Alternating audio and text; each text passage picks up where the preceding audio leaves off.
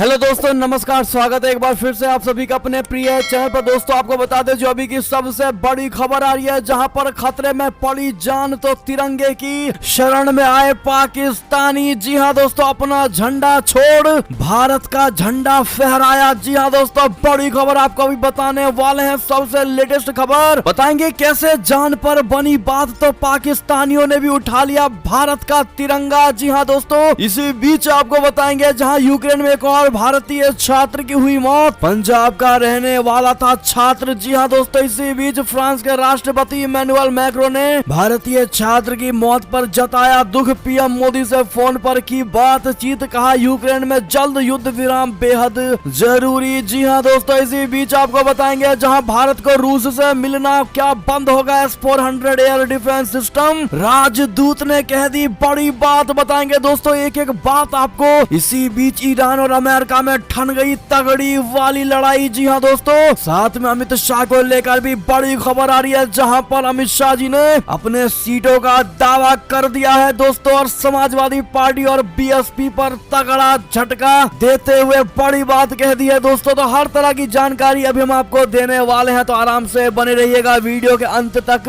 और अभी खबरों में आगे बढ़ने से पहले हमेशा की तरह मानते हैं कि मोदी जी हाँ तो हर चीज संभव है। भारतीय सेना है तो अपना देश गर्व से जी रहा है, और आपको भी भारतीय होने पर शान है दोस्तों। और मानते हैं कि अपना भारत देश नंबर 1 देश और भारत की विदेश नीति नंबर 1 है। तो इस वीडियो का भी कर दीजिए लाइक, चैनल को कर दीजिए सब्सक्राइब, बेल आइकन दबाइए, साथ ही कमेंट बॉक्स में लिख दीजिएगा जय हिंद। जी हाँ दोस्तों, तो चलते हैं पहली और सबसे बड़ी खबर की तरफ, जहाँ खतरे में पड़ी जान तो तिरंगे की शरण में आए पाकिस्तानी। अपना झंडा छोड़ फहराया भारत का झंडा। जी हाँ दोस्तों, रूस के यूक्रेन पर अटैक के पश्चात वहां रह रहे विदेशी व्यक्तियों के लिए सुरक्षित निकलना काफी बड़ी चुनौती बन गई है दोस्तों। कई देशों के लोग वहां फंसे हुए हैं, जिसमें भारतीय लोग भी सम्मिलित हैं दोस्तों। साथ ही बड़े आंकड़े में पाकिस्तान तथा अन्य देशों के लोग भी वहां फंसे हुए हैं, तथा किसी प्रकार सुरक्षित जान बचाकर निकलने के प्रयास में है दोस्तों। भारत सरकार अपने नागरिकों को निकालने के लिए ऑपरेशन गंगा चला रही है। यूक्रेन में तिरंगे का सहारा लेकर भारतीय लोग आराम से यानी सरलता से दूसरे देशों में जा रहे हैं। विशेष बात दोस्तों ये है कि पाकिस्तान के नागरिक जो भारत के खिलाफ जहर उगलते हैं, वो भी वहां से निकलने के लिए अपने झंडे की बजाय भारत का तिरंगे का सहारा ले रहे हैं दोस्तों, तथा स्वयं को भारतीय बताकर वहां से निकल रहे हैं। तो वहीं यूक्रेन से सुरक्षित स्वदेश लौटे नागरिकों ने बताया है कि तिरंगे के सहारे वे यूक्रेन में सुरक्षित थे। दूसरे देशों के व्यक्ति भी तिरंगा लेकर सुरक्षित निकलने का प्रयास कर रहे थे। एक विद्यार्थी ने कहा कि वहां पर आर्मी के लोगों से हमारी बात हुई थी, तो उन्होंने कहा कि आप यदि भारतीय हो तो आपको डरने की आवश्यकता नहीं, क्योंकि भारत और रूस का सब एक चीज है, आपसी मित्रता है। तो वहीं रोमानिया की राजधानी बुखारेस्ट से लौटे विद्यार्थियों ने बताया, इसके पश्चात हमने फटाफट तिरंगे का इंतजाम किया। जी हाँ दोस्तों, उन पाकिस्तानी विद्यार्थियों ने बताया दोस्तों कि उन्होंने फटाफट से तिरंगे का इंतजाम किया। जैसे ही हमारी बस आई तो हम लोगों ने बस के सामने 2 तिरंगे को लगा दिया, जिससे हमें सरलता से जाने को मिल जाए, तथा हमारी ये योजना काम कर गई, क्योंकि उन्हें लगा कि ये भारतीय विद्यार्थी हैं, तो उन्होंने हमें जाने दिया। वहीं एक अन्य विद्यार्थी ने बताया कि तिरंगे का इंतजाम मैंने किया था। मैं भागकर बाजार से कलर स्प्रे लेकर आया। मैंने 6 कलर स्प्रे खरीदे, फिर मैं दूसरी दुकान पर गया तथा पर्दा लेकर आया और उसे काटा, फिर स्प्रे से तिरंगा बनाया। मेरे समीप इसके वीडियो भी हैं। फिर जब घर से निकले तो राष्ट्रगान गाया तथा फिर निकल आए। जी हाँ दोस्तों, बड़ी खबर, बड़ी जानकारी, लेकिन इससे ये साबित हो जाता है दोस्तों कि भारत की आज के समय में क्या वैल्यू है दोस्तों। भारत का झंडा दिखाकर पाकिस्तानी भी आज अपनी जान बचा रहे हैं दोस्तों। ऐसे में बहुत गर्व का मूवमेंट है दोस्तों अपने भारत के लिए। तो प्लीज इस वीडियो को ज्यादा से ज्यादा शेयर करिए दोस्तों। आपसे रिक्वेस्ट है, वीडियो को लाइक करके, नए हैं तो चैनल सब्सक्राइब करके बेल आइकन जरूर दबा दीजिएगा। अपने भारत के हित में सारी खबरें आपको सुनाते रहेंगे। अगली खबर की बात करें दोस्तों, जहां पर यूक्रेन में एक और भारतीय छात्र की मौत। पंजाब का रहने वाला था वो छात्र। बता दें, रूस यूक्रेन युद्ध के बीच बुधवार को भी भारत के लिए एक बहुत बड़ी बुरी खबर सामने आई है। जानकारी के मुताबिक छात्र पंजाब का रहने वाला था। आपको बता दें, बीते दिन यानी मंगलवार को भी एक छात्र की खारकीव में हुई शेलिंग में मौत हो गई थी। बता दें कि रूसी सेना यूक्रेन में ताबड़तोड़ हमले की तैयारी कर रही है। जंग के 7वें दिन सुबह से ही रूस के सैनिक राजधानी कीव पर हमले कर रहे हैं। सुबह से ही हो रही शेलिंग में अभी तक भारी तबाही हो चुकी है। बुधवार सुबह से ही हमलों का दौर जारी है। कीव में सरकारी इमारतों पर हमले हो रहे हैं। इसी बीच दोस्तों जब बड़ी खबर आ रही है जहां पर फ्रांस के राष्ट्रपति इमैनुअल मैक्रोन ने भारतीय छात्र की मौत पर जताया दुख। पीएम नरेंद्र मोदी जी से फोन पर की बात, कहा यूक्रेन में जल्द युद्ध विराम बेहद जरूरी। जी हां दोस्तों, फ्रांस के राष्ट्रपति इमैनुअल मैक्रोन से देश के प्रधानमंत्री नरेंद्र मोदी जी ने फोन पर बातचीत की। फ्रांसीसी राष्ट्रपति ने पीएम मोदी के साथ फोन पर बातचीत के दौरान खारकीव में भारतीय नागरिक की हुई मौत पर शोक व्यक्त किया। पीएम मोदी और फ्रांसीसी राष्ट्रपति इमैनुअल मैक्रोन ने इस बात पर सहमति जताई है कि जितनी जल्दी हो सके इस युद्ध पर विराम लगना चाहिए। फ्रांस के राष्ट्रपति इमैनुअल मैक्रोन और प्रधानमंत्री नरेंद्र मोदी जी ने के बीच फोन पर बातचीत हुई। दोनों नेताओं ने इस दौरान यूक्रेन के मसले पर बातचीत की और जल्द से जल्द इस मसले के समाधान को लेकर विचार विमर्श किया। प्रधानमंत्री ऑफिस के अनुसार पीएम मोदी जी और फ्रांस के राष्ट्रपति इमैनुअल मैक्रोन ने यूक्रेन में स्थिति पर चर्चा की और बिगड़ती मानवीय हालात को लेकर चिंता जताई। पीएम नरेंद्र मोदी ने फ्रांस के राष्ट्रपति इमैनुअल मैक्रोन के अलावा पोलैंड के राष्ट्रपति आंद्रजेज हुड्डा और यूरोपियन काउंसिल के प्रेसिडेंट चार्ल्स मिशेल से भी फोन पर बात किया। अगली खबर की बात करें जो सबसे बेहद और जरूरी खबर है दोस्तों, क्या भारत को रूस से मिलना बंद होगा? S-400 एयर डिफेंस सिस्टम, राजदूत ने कह दी इसको लेकर बड़ी बात। जी हां दोस्तों, रूस और यूक्रेन के बीच चल रही लड़ाई लगातार 7वें दिन जारी और ऐसे में ये सवाल उठने लगा है दोस्तों कि क्या इसका असर रूस के साथ भारत के रक्षा सौदों पर पड़ेगा? क्या पश्चिमी देशों द्वारा रूस पर कई सारे आर्थिक प्रतिबंध लगाने की स्थिति में S-400 एयर डिफेंस सिस्टम की डिलीवरी प्रभावित हो सकती है? इसका जवाब रूसी राजदूत ने दिया है दोस्तों। भारत में मौजूद रूसी राजदूत डेनिस अलीपोव ने वायोन से बात करते हुए कहा कि मुझे भारत को S-400 एयर डिफेंस सिस्टम की आपूर्ति के संबंध में कोई बाधा नहीं दिखाई देती है। हमारे पास इस सौदे को जारी रखने के लिए तंत्र है। उन्होंने आगे कहा, रूस हमेशा राख से उठ खड़ा हुआ है और ये फिर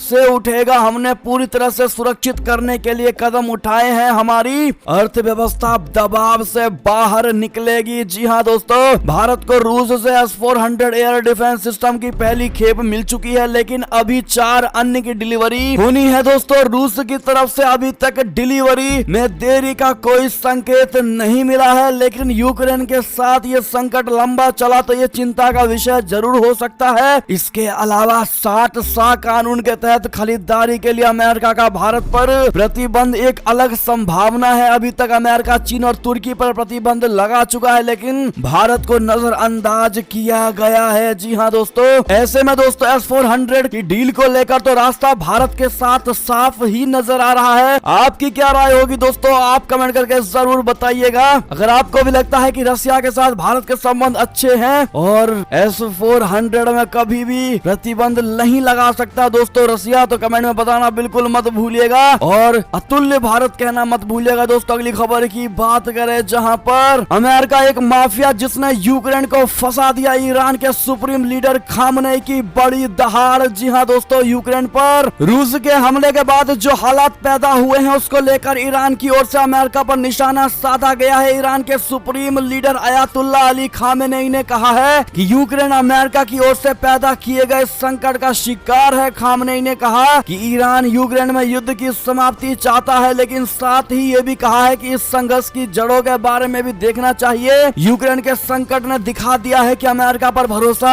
नहीं किया जा सकता। जी हाँ दोस्तों, मंगलवार को टीवी पर दिए गए भाषण के दौरान अयातुल्ला अली खामेनेई ने कहा कि इस संकट के मूल कारण को पहचानना होगा और पश्चिमी शक्तियों को भी देखना होगा। साथ ही दोस्तों अगली खबर की बात करें जहां पर यूएन में फिर देश की अग्नि परीक्षा, आखिर किसका पक्ष लेगा भारत?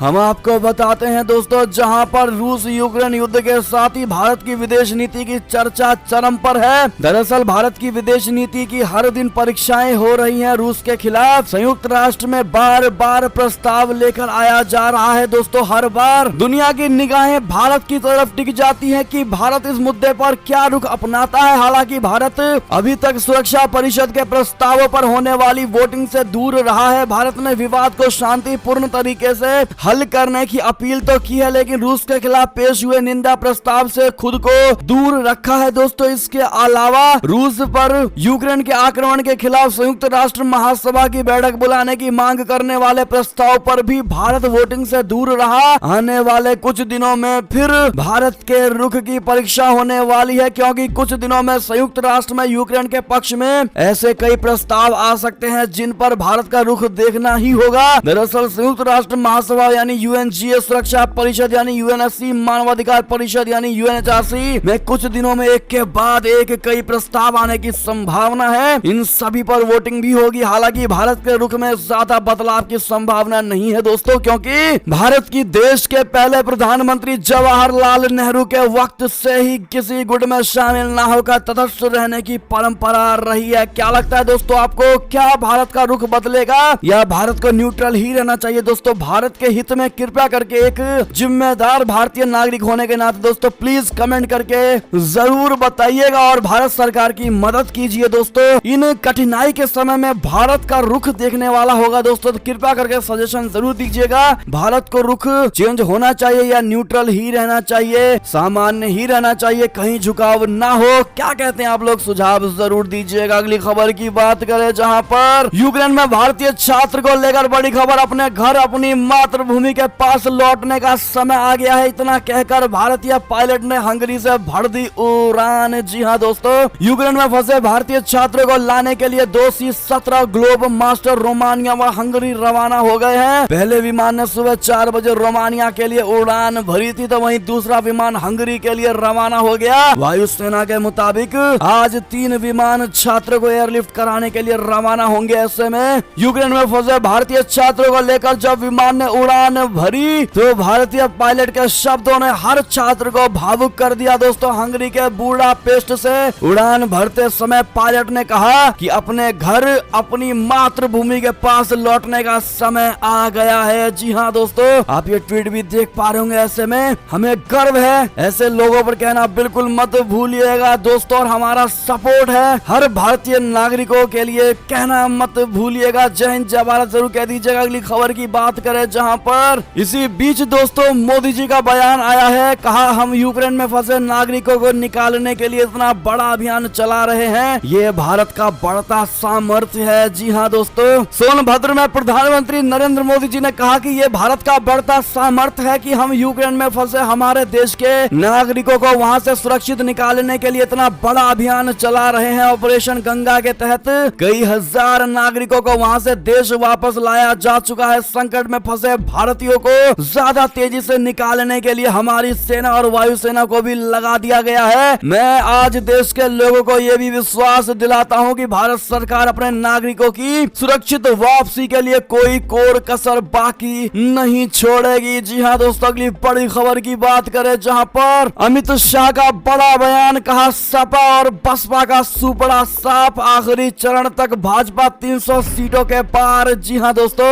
अमित शाह जी ने कहा कि चुनाव के 5 चरणों में सपा और बसपा का सुपड़ा साफ हो चुका है। 6 और 7वें चरण को मिलाकर भाजपा को 300 के पार जाना है। उन्होंने कहा कि सपा की सरकार में गोली और छर्रे बनते थे और भाजपा की सरकार में सेना के लिए मिसाइलें और गोले बन रहे हैं जो पाकिस्तान से देश की सुरक्षा कर रहे हैं। गन्ना, चीनी और दूध उत्पादन में उत्तर प्रदेश देश का नंबर 1 राज्य बना है। गृह मंत्री अमित शाह ने कहा कि 5 चरणों के चुनाव में सपा बसपा का सुपड़ा साफ है। उत्तर प्रदेश की जनता ने सपा को साफ कर दिया है। भाजपा की 300 प्लस पार सीटें आ रही हैं। गृह मंत्री ने कहा कि भाजपा ने कानून का राज लेकर आई है, माफिया को समाप्त कर दिया है। 5 सालों में योगी जी ने चुन चुन कर माफियाओं को या तो ऊपर भिजवा दिया है या फिर वो जेल में डर के बंद हो गए हैं। भू माफियाओं के से भूमि मुक्त कराकर गरीबों का घर बनवा दिया है। उत्तर प्रदेश दूध, चीनी, अदरक के उत्पाद में नंबर 1। अखिलेश की सरकार में उत्तर प्रदेश खून करने, दुष्कर्म करने, डकैती करने के मामले में नंबर 1 था। ऐसे में दोस्तों उन्होंने भाजपा को वोट देने की भी अपील की। ऐसे में आपकी क्या राय है दोस्तों?